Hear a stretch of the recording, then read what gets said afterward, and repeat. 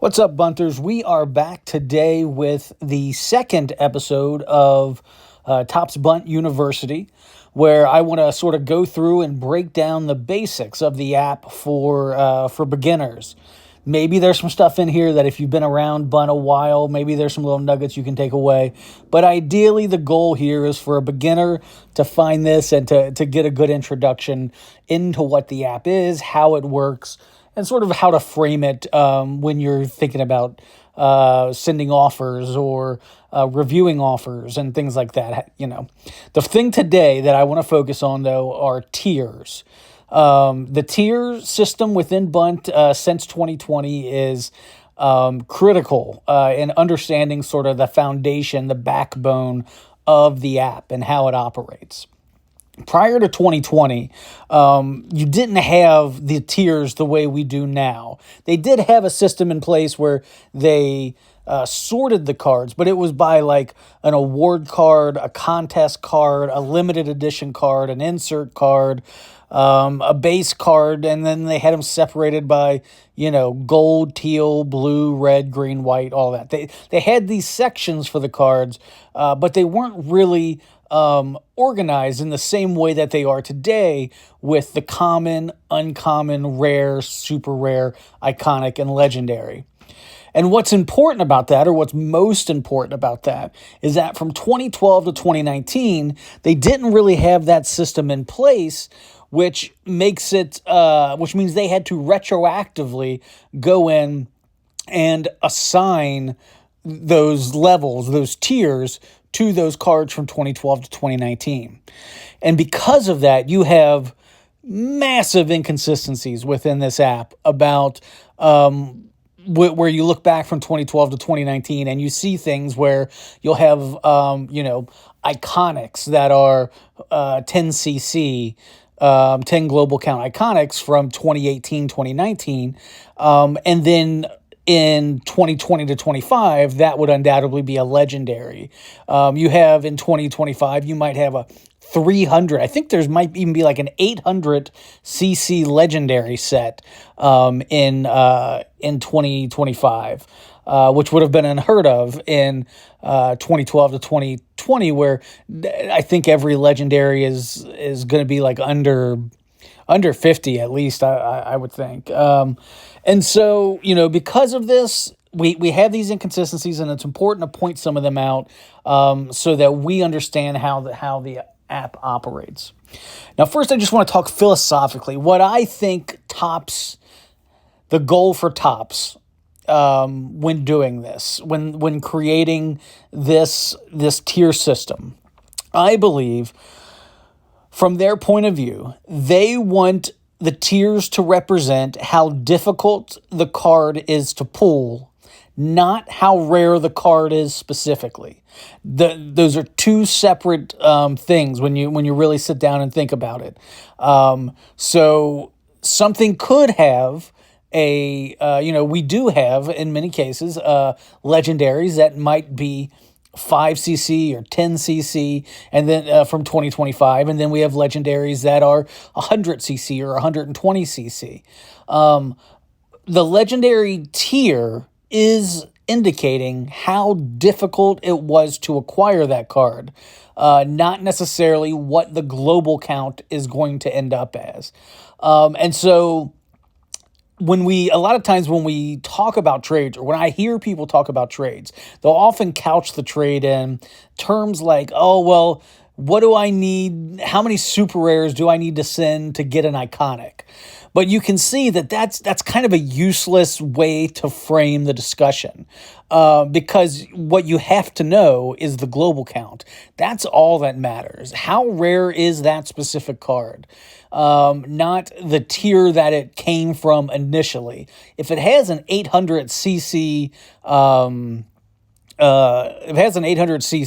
it doesn't matter if it's listed as a legendary or not. You have 799 people you can get it from. There are uncommons in the app that are under 10cc. And so, just because that's listed as an uncommon and another is listed as legendary, It doesn't mean that, the one is inherently easier to get. It was just how, from 2020 to 25, it is how difficult it is to pull out of the pack. And then always remember 2012 to 2019 was retroactively assigned.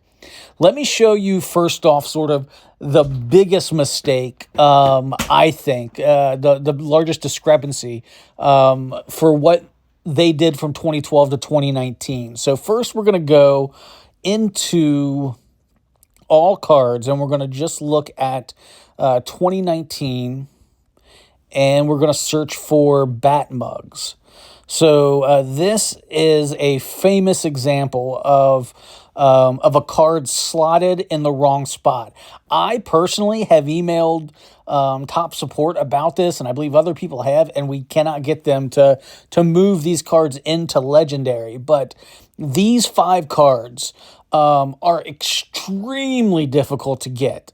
The way you got these cards was through, there's this company called Batmug, where you had to purchase like a $150 Batmug, and then they sent to the people that actually purchased it off of the app, they sent the redemption to get the cards in app later. And there's let's see, when we click to trade here, how many are listed. Pretty sure it's like 15 to 30 maybe in the app, maybe less. Here you can only see 6 are showing up to be traded for right now. For what was that? That was the Yankees, I believe. If we look at the Dodgers, how many are showing up? When we look at the Dodgers, we have 1, 2, 3, 6, 8, 10 showing up. So you can see it's listed as a common, but there aren't many out there for you to try to trade for. And most people are aware at this point of how difficult these cards are to get. Typically, I see them run anywhere from $25 to $50 on the secondary market. They should be legendaries, given how rare they are and how difficult they are to acquire. And again, most people who have them understand that. And so you're never going to be able to trade for one. It's a similar story with the stadiums from that same year. These are more common, whereas those look like they're about 10 to 20. These are a little bit higher, and it's not this first stadium that pops up. It's these stadiums here. Let's see what the set is called. Minimalist stadiums. Super difficult to acquire these as well. If you're doing something like going for all the commons in the game, these, along with the bat mugs, are going to be the most difficult. These should probably be listed as iconic instead of commons. And so you're going to run into these things, right? Because of the tier system and the sort of haphazard way that they applied this retroactively in the app. We'll look at some other examples. For instance, from 2019, the Headliners cards all have very low CCs. You can see here this Asdrubal Cabrera.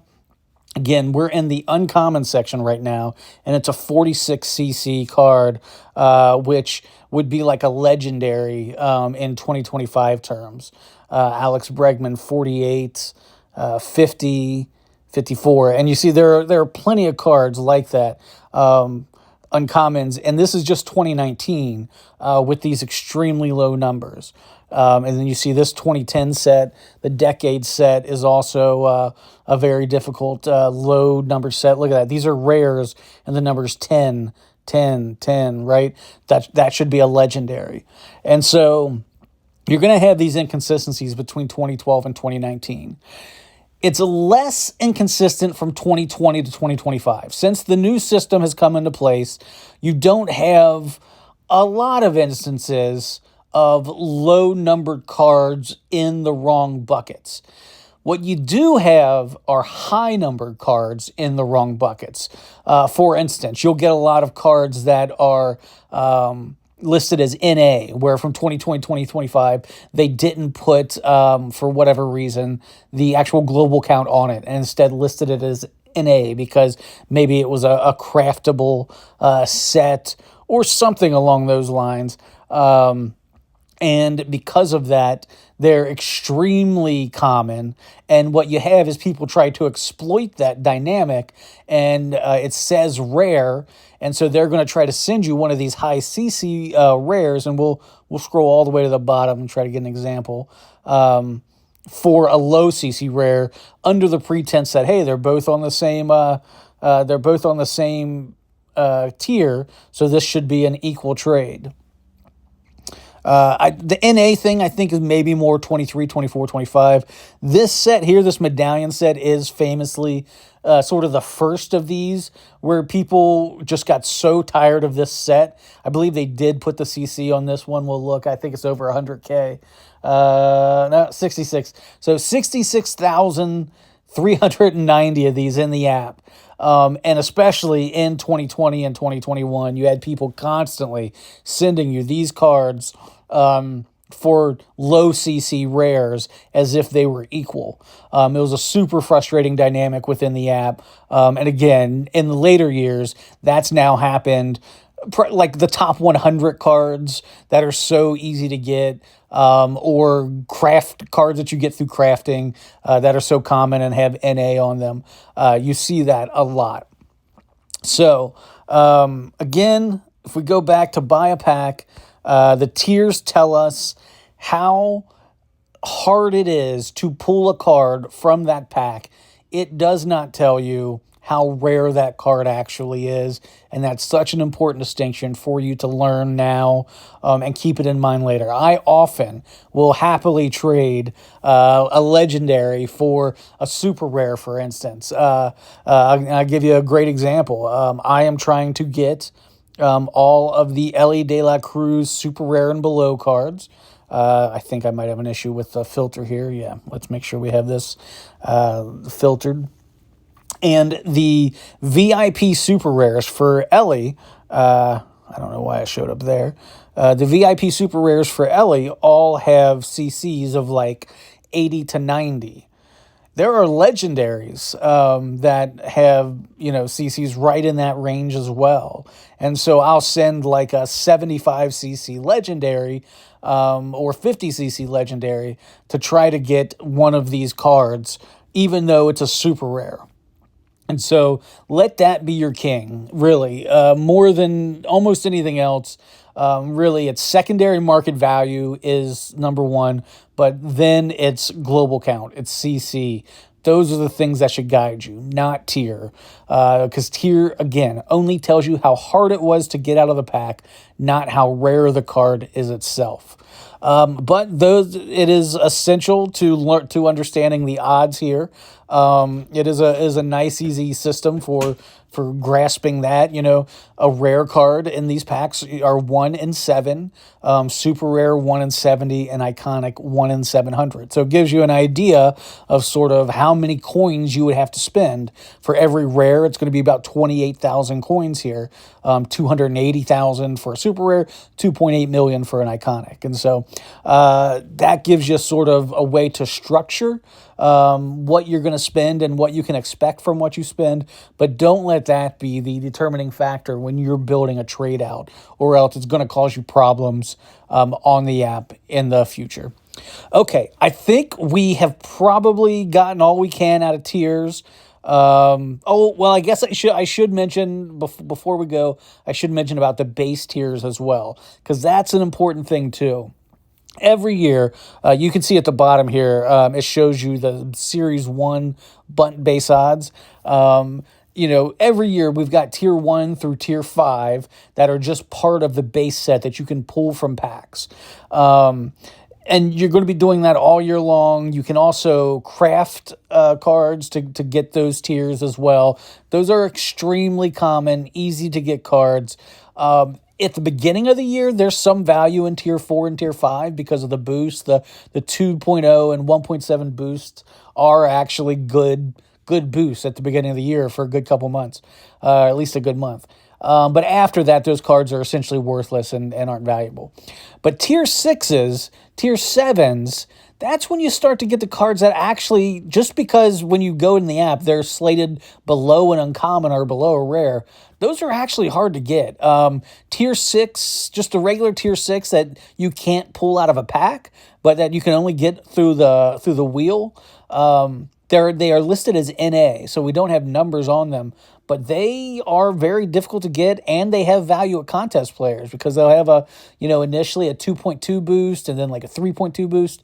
So there's value in them in contest, and they're difficult to get. You should not trade a Tier 6 for a common or something like that, or an uncommon. Those should be, lower CC, I don't know, 500 to 1,000 CC super rares, something in that range, I think is fair, especially for a good player. And then the same thing with the Tier 7s. Now, there are two kinds of Tier 7s, of course. There's the kinds that are numbered, that are like the Emerald, and then there are the unnumbered ones that you just get out of doing the sort of the monthly reward path. And the unnumbered ones have value to the contest market because of that boost again. So that increases their range a little bit, probably into the rare, maybe lower tier super rare. But the numbered ones, those should be kind of like iconics, especially if you've got like a Shohei or an Aaron Judge or something. So yeah, you value those base. You understand that the contest players really want those cards. They really want the key players. And it's just because they're listed, under uncommon and common does not make them less valuable. You should be getting rare, super rare iconics. Again, that is a bad framing device, but typically, just lower CC cards for those. Okay, now I think we've hit everything we could hit. This has gone about as long as we can go. If you have questions about tiers or anything else with the Bunt app, drop them below. I'm happy to help however I can. Thanks so much for sticking through to the end. Make sure to engage, make sure to like, make sure to follow as I try to build this community. Thanks, and have a great